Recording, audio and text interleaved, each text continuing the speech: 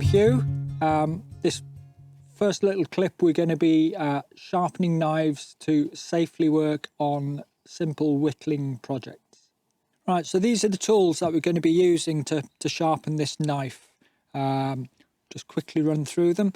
This one is a diamond stone, so a piece of metal with diamond particles on the top. Sounds very expensive, but yeah, they're not. This one is a whetstone. That's just particles. And then finally, there's a leather strop with some polishing compound. So it goes from coarse, medium to super fine.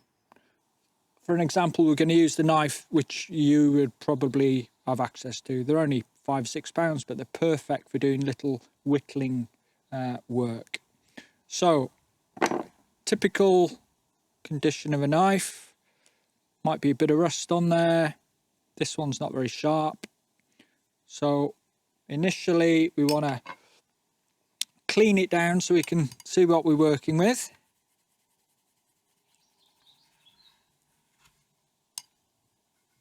Just mind your mitts with this.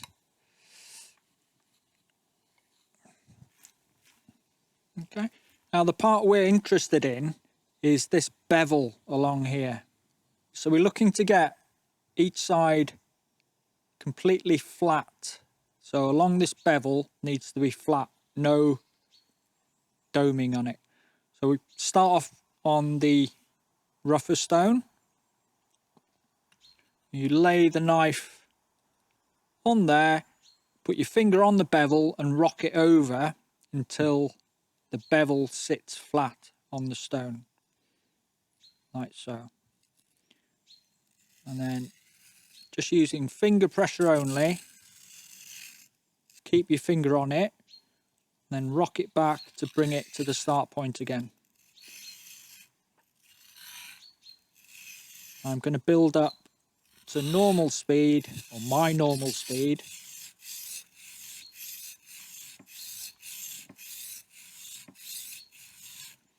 If you turn it over, now I can see that's been ground quite uniform along there. Now if you're starting out, people can have issues with keeping this flat and knowing where they're taking the metal off. So if you put permanent marker pen along the bevel, back on the stone,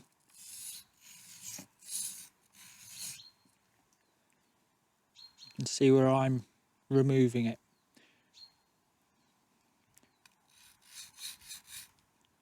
That one there, I haven't got the angle quite right.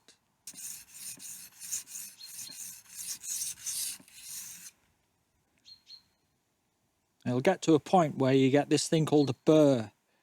So I'm just catching a tiny little slither which is folded over onto this side. So when you get to that point, you've done enough on that side. Flip it over. First thing we do is get rid of that burr by pulling it sideways like that. Okay, the burr is now gone. And we're going to do the same on the other side. So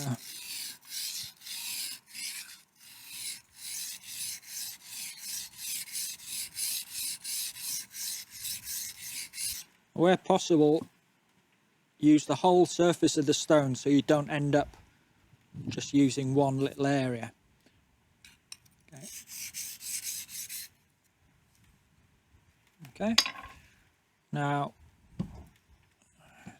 flip that over to a finer grit.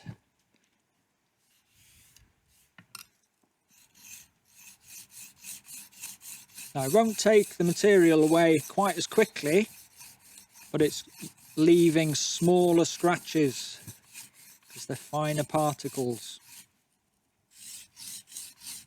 In theory, it should look shinier. little tip is could use a plaster or some PVC tape, but what I find is you can actually take quite a lot of your skin away maintaining this this angle, but the tape will just ride up and down the stone instead of your skin being left behind. Okay.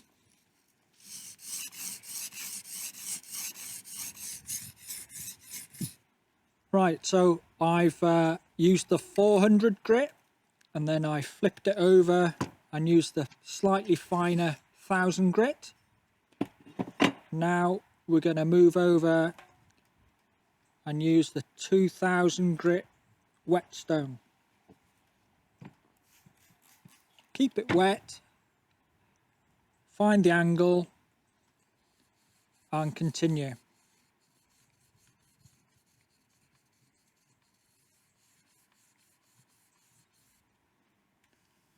Good practice to use the whole of the stone so it wears evenly and you don't end up with a dip in the middle.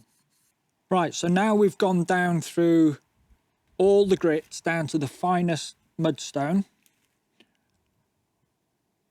We can put the stones aside and now use this thing. So it's called a strop.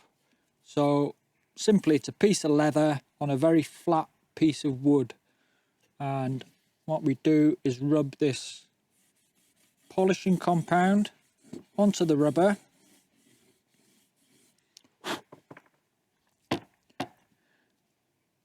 This time though we're going to put the cutting edge closest to us, keep the bevel flat again, not much pressure, but maintaining it flat all the way to the end.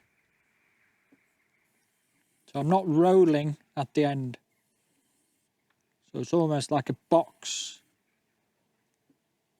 movement.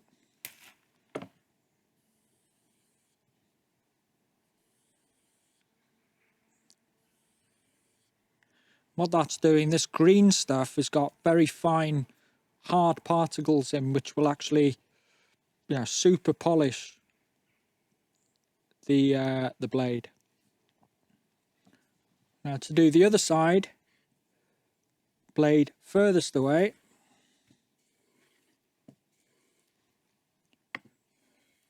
just leaving the black particles behind, which is good sign. I tend to do about 15 on each side.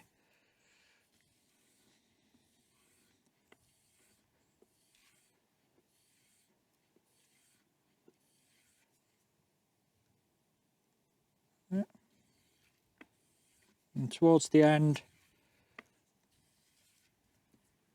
just alternate.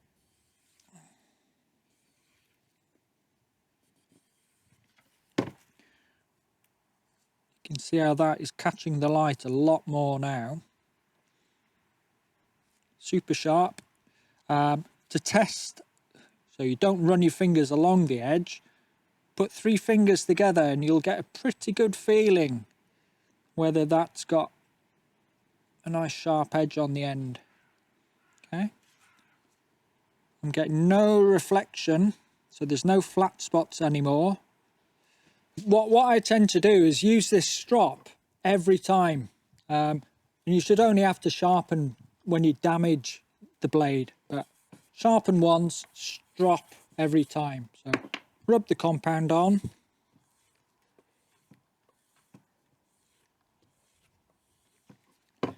And then this is quite a nice satisfying test.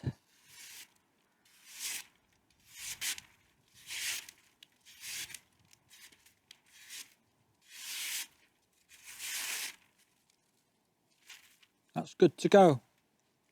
All important,